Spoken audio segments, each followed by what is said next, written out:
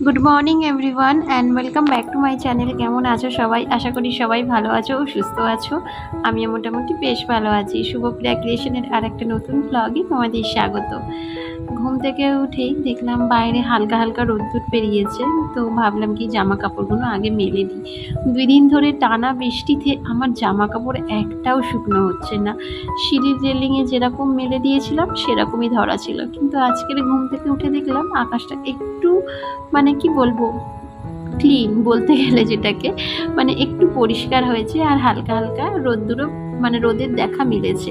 তো ভাবলাম কি আগে জামা কাপড়গুলো ভিজিয়ে দিই, সরি, মেলে দিই, তাহলে ভালো মতো শুকনো হয়ে যাবে। আবারও তো এক চারটি জামা কাপড় আমাকে কাচতেও হবে আজকের কিন্তু অনেকগুলোই জামা কাপড় আছে, যেমন বেড কভার, এটা সেটা তো অনেক টুকিটাকি আছে। মনে হয় আজকের আমার ছাদ জামা কাপড়েই ভর্তি হয়ে যাবে। আর এই যে দেখো, বর্ষার জল পেয়ে গাছগুলো এত সুন্দর লাগছে আর কত সুন্দর ফুলও ফুটেছে, দেখে না প্রাণটা একদম জড়িয়ে গেল। জানো তো, সকাল সকাল ছাদে আসলে এই রকম প্রাকৃতিক দৃশ্য কার না দেখতে ভালো লাগে বলো তো। এই নয়নতারা ফুল গাছগুলো কিছুদিন আগেও গরমের তাপে একদম ঝলসে গেছিল, কিন্তু 2 দিনের টানা বৃষ্টিতে বেশ তরতাজা হয়ে গেছে জানো তো। আর এদিকে দেখো, এসে আমি কাজে লেগে পড়েছি, অনেকক্ষণ পরে কিন্তু ভিডিওটা আবার স্টার্ট করছি। যেমন এই বেসিনটা এখন ধুয়ে নিচ্ছি, বেসিনটা না ভীষণ পরিমাণে নোংরা হয়েছিল জানো তো। আর কি বলবো, মাঝে মাঝে পরিষ্কার না করলে এমনই একটা চড়া মতো পড়ে যায় জলের আস্তরণ, যেটা একদম দেখতে ভালো লাগে না। আর সাদা জিনিসে না নোংরা খুব তাড়াতাড়ি বোঝাও যায় জানো তো। চেষ্টা করি যতটা পারি পরিষ্কার করার, আর যখন না পারি একদম ধৈর্য কুলায় না, তখন একদম হাল ছেড়েই দিই, না যাকগে এখন আর পারছি না, এইরকম বলেই সময়টা কাটিয়ে দিই। তো যাই হোক, বলেছিলাম না অনেক জামা কাপড় আছে, এক বালতির মতো জামা কাপড় আমার রয়েছে। তো সেইগুলো না সকালবেলা আমি গরম জলে একটু হালকা করে ভিজিয়ে দিয়েছিলাম সার্ফ দিয়ে। তো এখন দেখো এগুলোকে কেচে ধুয়ে মেলে দেব, কারণ আকাশটা দেখলাম আবারও না একটু মেঘলা মেঘলা করেছে।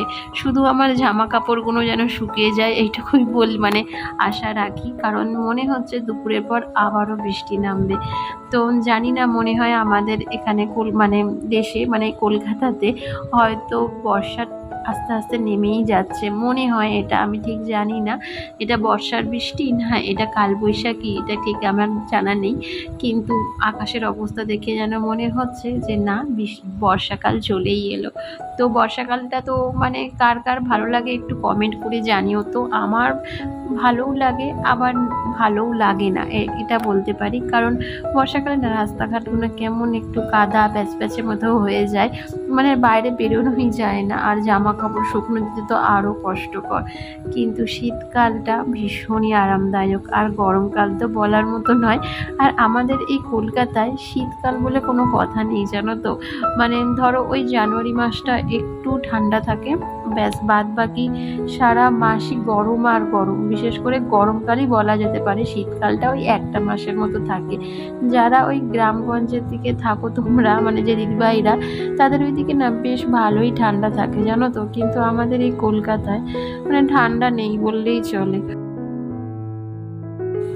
আর এদিকে দেখো, কাপড় মেলতে এসে দেখি আকাশটা আবারও অন্ধকার করে এসছে। কত আশা নিয়ে আমি কাপড়গুলো সকাল সকাল কেচে নিলাম, শুকনো করবো বলে রোদের তাপে, কিন্তু আকাশটা আবারও কালো করে আসলো। তো যাই হোক, জলটা ঝরে গেলেই যথেষ্ট। আর এদিকে দেখো, আমি দুপুরের রান্নাটাও করে নেব। তার জন্য কড়াতে দেখো কটা ডিম আমি সিদ্ধ করে নিচ্ছি।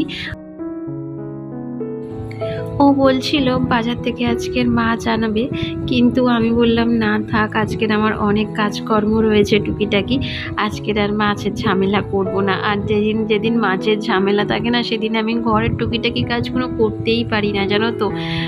মাছ যেদিন যেদিন হয়, বলতে গেলে আমি সারাদিন রান্নাঘরেই আমার কেটে যায়। তো যাই হোক, ওইদিকে ডিম আলুটা ডিমটা শুধু সিদ্ধ বসিয়ে দিয়ে এদিকে আমি ড্রেসিং টেবিলটাকেও একটু মোছামুছি করে নিচ্ছি, কারণ ড্রেসিং টেবিলটাকে আমি যতই পরিষ্কার করি না কেন সেই যে কোথা থেকে ধুলো বালি নোংরা এত চলে আসে নিজেও বুঝতে পারি না। তো কি করব বলো, ঘরে তো ফার্নিচার থাকলে নোংরা তো পড়বেই, আর পরিষ্কার তো এরকম করতেই লাগবে। আর এইদিকে এসে দেখলাম আমার ভাতও হয়ে গেছে, আর ওইদিকে আমার সমস্ত তরকারিপত্র করা কমপ্লিট। এবার যাব স্নানে, তারপরে দেবো ঠাকুরকে পুজো। তো আর ঘড়ির কাঁটায় এখন বাজে সকাল 12:30। সকাল বলাটা ভুল, এখন বাজে দুপুর 12:30। অনেক বন্ধুরা ভিডিওতে না খুব সুন্দর সুন্দর কমেন্ট করছো, আবার অনেকে কিছু লোক আছে যারা নেগেটিভ কমেন্টও করছো। তো নেগেটিভ কমেন্টগুলোকে আমি দূরে সরিয়ে যারা খুব সুন্দর সুন্দর ভালো ভালো কমেন্ট করছো, তোমাদের সবসময় ওয়েলকাম আমার এই ছোট্ট ব্লগে। তো সবসময় এভাবেই পাশে থেকো বন্ধুরা, আশা করি তোমরা সবসময় আমার পাশে এভাবেই থাকবে।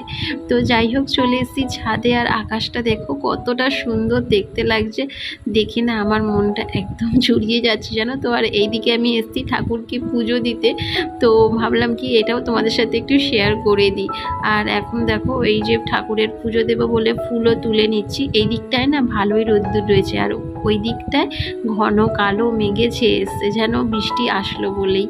তো যাই হোক, ঠাকুরকে পুজোটা দেওয়া পর্যন্ত যেন বৃষ্টিটা না আসুক, নাই কিন্তু ঠাকুরের পুজো দিতে আমার ভীষণ মানে কি বলবো ভিজতে হয়, প্রতিদিনই প্রায় আমি ভিজে যাচ্ছি এই ঠাকুরের পুজো দিতে গিয়ে, যেহেতু আমার ঠাকুর ঘরটা উপরে, আর আমাকে তো ঠাকুরের বাসনপত্র মাজতে হয় এই বাইরেটায় এসে, তো সেই কারণেই ভিজতে হয় আর কি। তো যাই হোক, বর্ষার জল পেয়ে গাছে অনেক ফুল ফুটেছে, আমি এদিক সেদিক করে টুকটুক করে ফুল তুলে নিচ্ছি।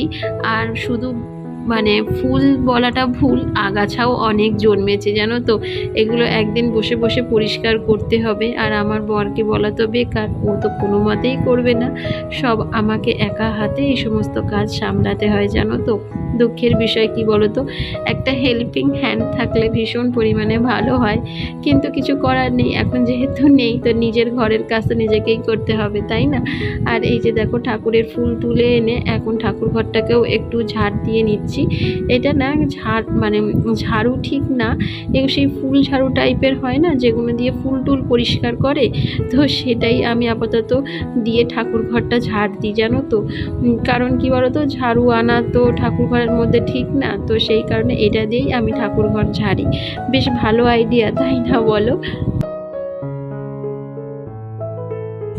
সেই সকাল থেকে ভিডিও শুরু করি, কিন্তু ঠিকঠাকভাবে যে ভিডিওটা শ্যুট করব সেটা আর করতে পারি না। জানি না তোমাদের কতটা আমার ভিডিও ভালো লাগে, কিন্তু বিশ্বাস করো যখন এডিটিং করতে যাই আমার নিজেরই ভালো লাগে না, কারণ অর্ধেক কাজ তো আমি তোমাদের দেখাতেই পারি না। অনেকটা ভালো হতো যদি সকাল থেকে সমস্ত কাজকর্মগুলো তোমাদের দেখাতে পারতাম, আর আমার এডিটিং করতেও ভালো লাগতো, কিন্তু কিছু করার নেই। যতটা পেরেছি ততটা শ্যুট করেছি, আর ততটাই তোমাদের কাছে আপলোড দিই। তো যাই হোক, এখন দেখো ঠাকুর ঘরটাকে একটু ভালো করে মুছে নিচ্ছি, কারণ বিকেলবেলা করে না প্রায় ঝড় হচ্ছে জানো তো। তো ঠাকুর ঘরটা এতটা ধুলো বালি মানে নোংরা হয়ে যায়, দরজা জানলা বন্ধ থাকার সত্ত্বেও কোথা থেকে যে এত ধুলো আসে নিজেও বুঝতে পারি না। তাই জন্য আমাকে প্রতিদিন ঝাড় দেওয়ার পর ঠাকুর ঘর এভাবেই মুছতে হয়। তো যাই হোক, এদিকটায় আবার রোদ্দুর বেরিয়েছে, তো সেই কারণে এই ছাওয়াটায় এক বালতি জল এনে ঠাকুরের বাসনগুলোকে মেজে নিচ্ছি। তো এই রোদে পুড়ে পুড়ে কাজ করতে করতে আমার তো স্কিনের হালত একদম খারাপ হয়ে গেছে, মানে এতটাই কালো হয়ে গেছি যে বলার মতো নয়। স্কিন একদম পুড়ে মানে একদম হাতগুলো কালো হয়ে গেছে, দেখতেই পাচ্ছ। প্রথম প্রথম যখন বিয়ে হয় তো তখন না এতটাও কালো ছিলাম না জানো তো, মানে মোটামুটি ঠিকঠাকই ছিলাম, কিন্তু দিনে দিনে যেন আমার স্কিনের হালাত এত খারাপ হয়ে যাচ্ছে। আর এটাতে না স্কিনেরও কোনো দোষ নেই, কারণ আমার নিজের গাফিলতির জন্যই এগুলো হচ্ছে। তো যাই হোক, অনেক কিছু কথা বলে ফেললাম, অনেক বকবকও করে ফেলছি। তোমরা হয়তো ভাবো যে এত বকবক আমি কী করে করতে পারি, কিন্তু বিশ্বাস করো যদি ভিডিওটা আমি ব্যাকগ্রাউন্ডে কোনো রকম মিউজিক লাগিয়ে ছেড়ে দিতাম তখন না আমার নিজেরই ভাল লাগতো না, মানে মনে হয় তোমাদের সাথে দুটো কথা না বললে আমার ভালোই লাগে না। তো যাই হোক, আজকের ভিডিওটা এখানেই শেষ করলাম।